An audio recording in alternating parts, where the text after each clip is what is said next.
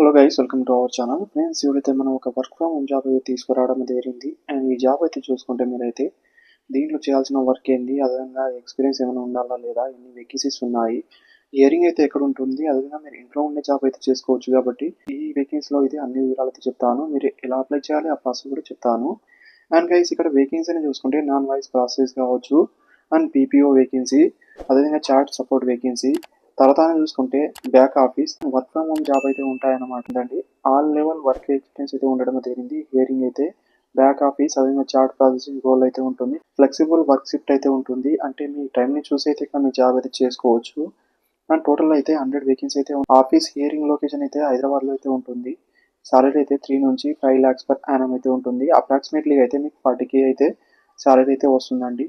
Monthly అనేది గమనించవచ్చు.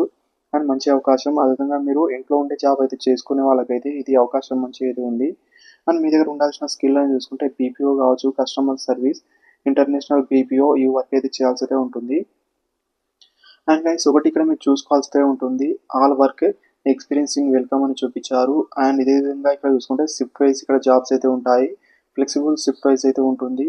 Industry type అయితే బీపీఎం బీపీఓ అయితే ఉంటుంది. Department customer success service operation అయితే ఉంటుంది. చార్ట్ సపోర్ట్ వేకెన్సీ అయితే గమనించవచ్చు.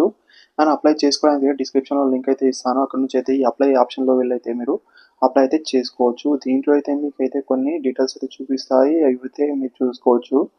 అండ్ మీరు అప్లై చేసే ముందు అయితే మీ రెజ్యూమ్ అయితే ఒకటైతే మీరు ఇక్కడ అప్లోడ్ అనేది చేయాల్సి ఉంటుంది. అది అప్లోడ్ చేసిన తర్వాత అయితే ప్రాసెస్ అయితే కంప్లీట్ అవుతుంది. చాలా సింపుల్ అయితే ఉంటుంది. ఏ విధంగా అయితే మీరు సింపుల్గా అయితే చేసుకుంటే సరిపోతుంది. Thank you.